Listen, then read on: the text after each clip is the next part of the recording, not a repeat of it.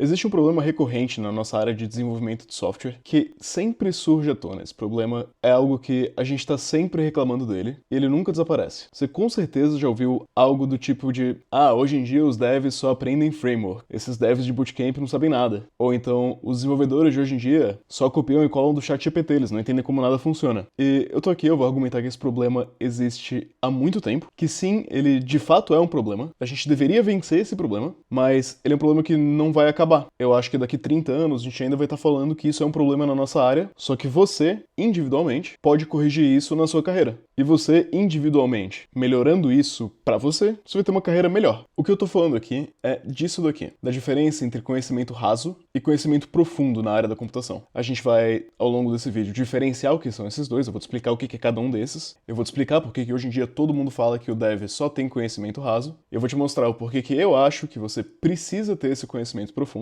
como que você vai conseguir ele, e assim, eu podia argumentar que isso vai melhorar diversos aspectos da sua vida e carreira, eu vou argumentar isso também, mas eu vou focar onde dói mais, né? No bolso. Eu vou argumentar que isso vai botar mais dinheiro no seu bolso. Resumo do resumo, conhecimento raso é aquilo que o dev de bootcamp vai aprender para fazer o trabalho dele. É aquilo que muda frequentemente, é aquilo que é mais especializado pra gente executar o nosso trabalho do dia a dia. Vamos dar nos meus bois aqui, vamos citar os exemplos. Uns anos atrás, se você fosse dev front-end, você aprenderia jQuery. Hoje em dia, muito provavelmente você não vai aprender jQuery, né? Isso daqui, vamos colocar aqui, quando? 2008, vai? Depois disso, ali por 2015, podemos dizer, o negócio do dev front-end era React. Você ia num bootcamp, você aprendia React e você saía um dev front-end. Ali no período da pandemia, acho que a gente pode botar aqui 2020, você não ia entrar no bootcamp para aprender React, né? Você ia também aprender React, só que você ia aprender o Meta Framework Next.js. Se você tivesse começado lá em 2008, o seu conhecimento específico de jQuery não necessariamente é mais tão útil assim. A maioria dos projetos novos não estão sendo iniciados com jQuery. Então, a gente tem uma mudança aqui linear, bem clara, de conhecimentos específicos que vão sendo deprecados contra conhecimentos mais modernos que vão sendo adicionados, né?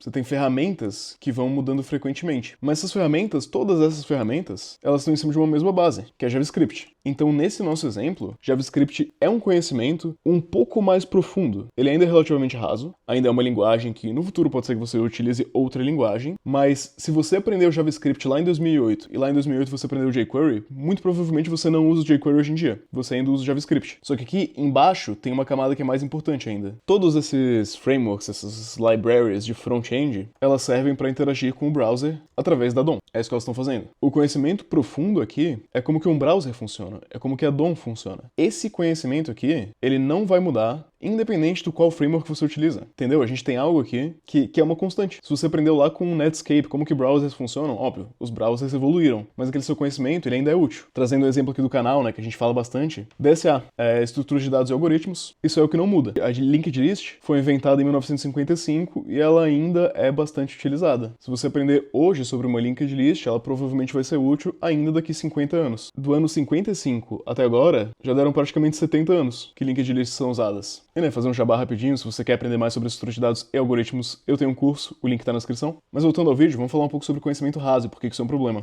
Vou imaginar um gráficozinho aqui, né, que você tem aqui o T de tempo e aqui o D de demanda por profissionais. Ao longo dos anos, essa demanda por profissionais ela vai variar, né? Você vai ter momentos de baixa e momentos de alta. Nos momentos mais de alta, então a gente pode imaginar isso aqui como sendo a pandemia, por exemplo. Aqui assim, né, a gente tem um 2021, cria-se uma demanda aqui em cima muito grande por profissionais. E não tendo tempo hábil para formar profissionais que têm esse conhecimento mais profundo, isso daqui tudo vai ser preenchido com esse conhecimento mais raso. Né? Se a gente imaginar que aqui embaixo a gente tem um baseline de uma certa demanda que sempre existe, no momento que a gente precisar de muita demanda muito rápido, as empresas vão estar contratando todo mundo. Né? Em 2021, se você tivesse Node no seu currículo, você ia receber proposta de emprego. Não ia ter nem teste para ela saber se você sabe de nada, você nem precisava saber como é que um browser funcionava, o que é uma API, era muito fácil conseguir emprego. Nesses momentos específicos aqui, a gente vai ter uma demanda muito grande por que eu chamo de apertador de parafuso. É a pessoa que sabe utilizar a ferramenta, por exemplo, a pessoa que tem aqui no currículo dela a caixinha de Next.js, não importa se ela aprendeu no bootcamp ou não, ela sabe apertar parafuso em Next.js, a empresa tem uma demanda imediata por um profissional que saiba Next.js, né, o depois a gente vê depois, como é que esse profissional vai se adaptar no futuro, a gente se preocupa depois com isso. E no curto prazo, a empresa ela vai suprir essa demanda contratando o que tiver. E ela tem alguns incentivos estranhos aqui. Na nossa área, o churn médio de desenvolvedores é mais ou menos 1 ano. A pessoa vai ficar 1 ano no emprego e depois ela vai embora. A empresa sabe disso. A empresa que precisa de alguém que temporariamente tem um conhecimento ali de Next.js,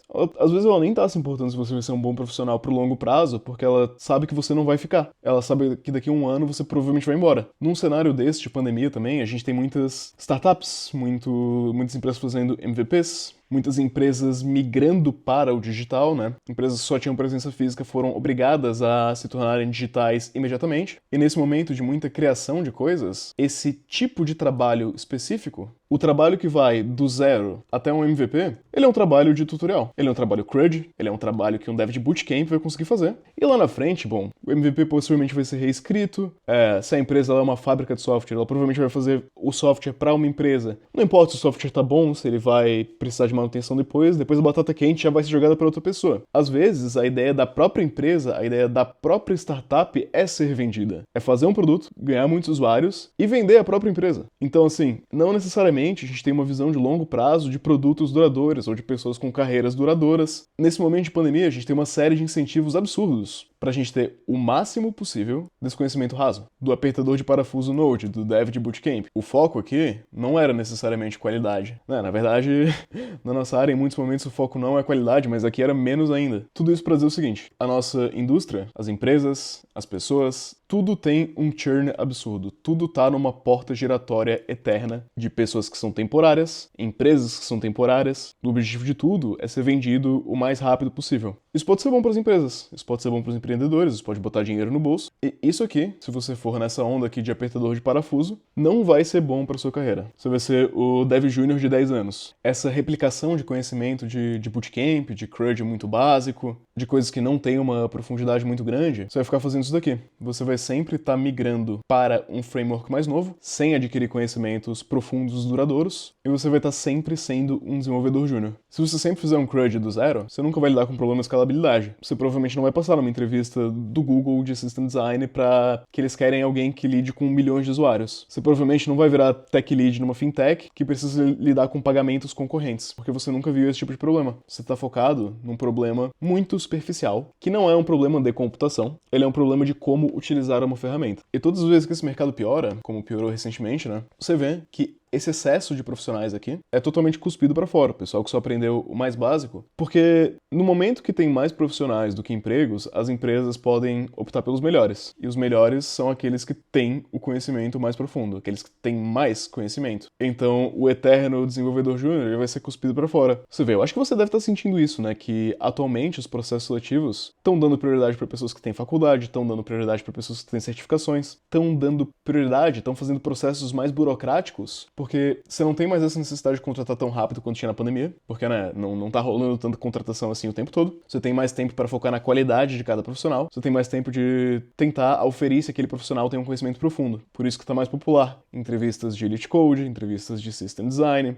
Você vê, as entrevistas anteriormente, a pessoa era contratada muito rápido, tinha 1, 2, talvez 3 etapas de entrevista. Agora você já tá vendo pessoas sendo entrevistadas por 6 pessoas diferentes, 7 etapas diferentes de entrevista. E muitas das vezes, pelo menos nas entrevistas que eu passei, um recrutador bom, né? Não um recrutador, uma pessoa que está conduzindo a entrevista técnica de forma boa, ela geralmente está tentando oferir o conhecimento que você tem. Se você tem um conhecimento profundo, se você vai ser um profissional que vai agregar no longo prazo para a empresa. Até porque isso daqui, né, é coisa que o ChatGPT conseguiria fazer. Um exemplo de pergunta que já me fizeram em entrevistas foi perguntar se em X linguagem um array era mutável ou imutável. Você pode pensar, pô, mas isso é uma pergunta ridícula, né? O fato de um array ser mutável ou imutável é o que eu consigo achar no Google em 5 segundos. Sim, é o que você consegue achar no Google em 5 segundos, mas de repente, se você não souber isso daqui na linguagem que você está trabalhando, você pode encontrar um problema, que uma função vai chamar outra função, essas funções elas vão passar um array entre elas, e se você não souber se o array é mutável ou imutável, pode ser que tenha um bug que você vai demorar muito para responder, para resolver, porque você nem sabia que pergunta perguntar. Você nem pensou se um array era mutável ou imutável e você só viu um bug que você tentou jogar no Stack Overflow para ver se cuspiu uma resposta. Se você já souber isso daqui de antemão, quer dizer que provavelmente isso daqui surja na sua cabeça quando você vê o bug. Então você que tem um conhecimento mais profundo, você vai ser um profissional mais rápido. Você vai conseguir identificar os problemas antes mesmo deles aparecerem, ou se eles aparecerem, talvez identificar a solução de uma maneira mais rápida. A gente já vai falar sobre como melhorar esse hábito, né, de adquirir aqui o nosso nosso conhecimento profundo, mas isso vai te ajudar não só na programação, isso vai te ajudar em diversas áreas da sua vida. Porque quando você cria esse hábito de entender como que as coisas funcionam, por exemplo, algum dia você vai depositar o seu dinheiro no banco. Você pode só ver o banco como uma caixinha e o seu dinheiro entra e sai dessa caixinha,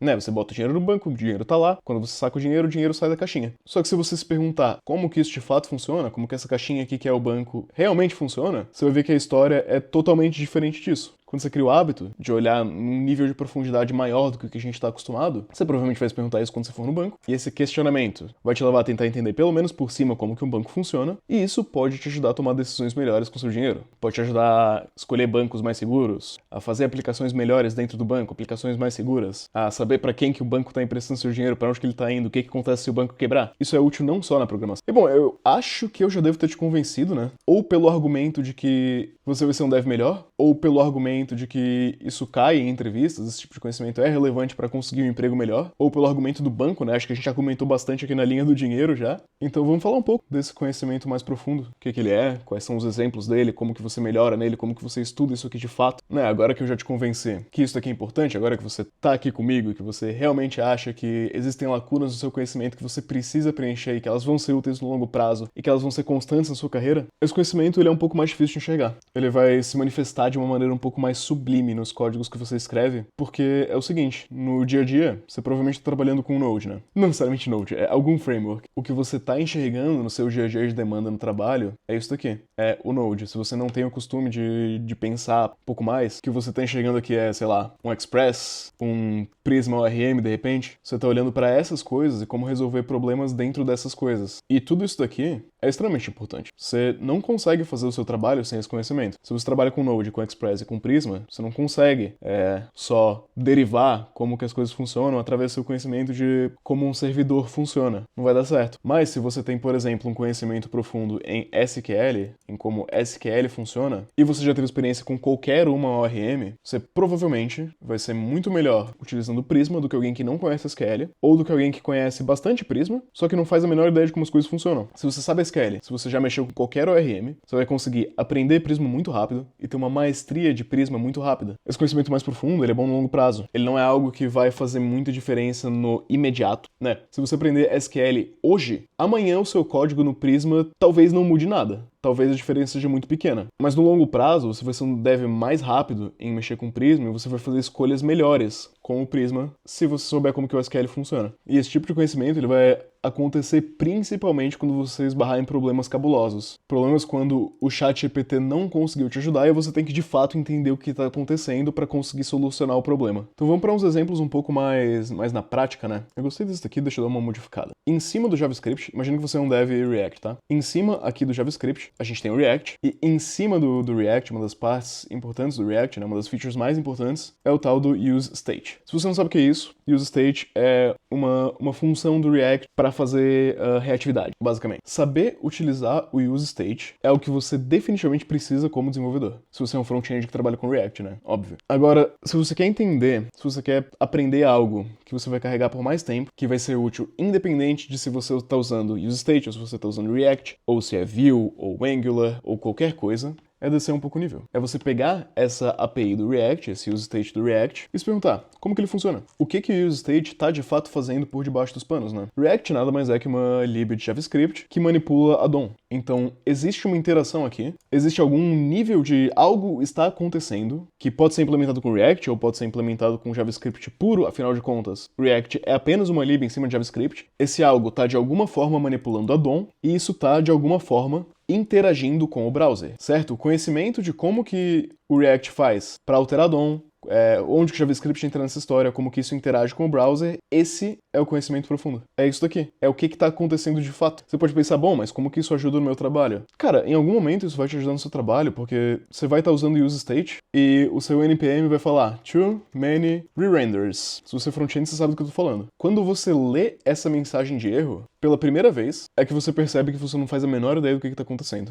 Quando você lê o erro, quando você esbarra no erro de too many re-renders, geralmente é aí que a pessoa vai aprender de fato a usar React, porque é aí que a pessoa vai aprender de fato fato o que é um re-render, o que está sendo renderizado, onde, como, e esse é o conhecimento que você vai carregar. Outro exemplo que a gente pode dar aqui, você tem uma ORM, né? Digamos aqui um prisma ORM, e esse prisma ORM está fazendo manipulações no seu banco de dados. Vamos supor que seja um banco de dados SQL. Em algum momento, pode ser que a sua empresa migre, pode ser que esse prisma ORM saia, pode ser que vocês decidam que vocês não gostam mais porque ele é, sei lá, porque ele não faz left join direito, e aí você muda de prisma ORM para Drizzle ORM. Você entende como o seu conhecimento de banco de dados permanece o mesmo, seu conhecimento de SQL permanece o mesmo, e se você tiver esse conhecimento bem fundamentado, a mudança de Prisma ORM para Drizzle ORM, ela não é uma mudança que vai impactar tanto assim no todo. Claro, você vai ter que aprender a nova sintaxe do Drizzle, né? Você vai ter que aprender como que o Drizzle faz as coisas. Pode ser que seja uma sintaxe boa, pode ser que seja uma sintaxe ruim. Quanto melhor a API aqui, né? Quanto melhor a sintaxe, mais ele vai revelar o que está acontecendo por debaixo dos panos, sem te sobrecarregar cognitivamente, né? Por exemplo, se... Vamos imaginar uma ORM que tem a função, sei lá, select all, e essa função select all, você nem sabe o que está acontecendo direito aqui. Você não sabe se isso aqui se traduz para um select de SQL tradicional, você não sabe se isso realmente é um select, se por debaixo dos panos de repente está fazendo vários joins. Se tiver uma função assim pouco expressiva, isso pode ser meio tosco, sabe? Mas de repente ela pode ter uma API um pouco melhor, que é, sei lá, select users.filter, onde id in 1, 2, 3. Aí, isso aqui seria uma ORM um pouco melhor, porque tá te dizendo um pouco mais explicitamente o que está sendo feito. Enfim, o que eu tô tentando falar aqui é que também a gente pode ter o caso de que uma ferramenta boa te ensina como que as coisas funcionam. Rust, por exemplo, é uma ferramenta que te obriga a entender como que as coisas funcionam por debaixo dos panos. Por isso que todo mundo gosta tanto de Rust. Quanto mais você conhecer disso daqui de baixo, mais fácil vão ser essas mudanças aqui em cima, maior vai ser a sua capacidade de resolver problemas realmente difíceis que vão aparecer aqui de cima, porque os problemas difíceis, eles geralmente não são porque você não, sei lá, um problema nativo, inato do Prisma. Os problemas difíceis, geralmente, eles vão envolver isso aqui embaixo também. É aí que geralmente aparece aquele sênior da sua equipe que tem 20 anos de experiência e sabe resolver os BOs que ninguém faz a menor ideia de onde começa. É isso aqui que ele sabe que você não sabe. Essa é a diferença. Um exemplo bom disso é concorrência em Go. Concorrência em Go, ela é implementada, e eu não sou expert nisso aqui, tá? Eu tô só falando que eu li sobre, em cima do modelo CSP. O modelo CSP é Communicating Sequential Processes, tá? Esse modelo foi primeiro descrito por um paper pelo C.A.R. Hoare e publicado em 1978. Esse modelo de concorrência é um modelo utilizado por Go, é um modelo que influenciou Clojure, é um modelo que influenciou Erlang. Se você em algum momento da sua vida, na faculdade ou não, aprendeu isso daqui, aprendeu esse modelo, você sabe como concorrência funciona em Go. Você nunca precisou estudar como concorrência funcionava em Go, porque você já sabia isso aqui. Você já sabia esse CSP Model. E isso foi criado em 78.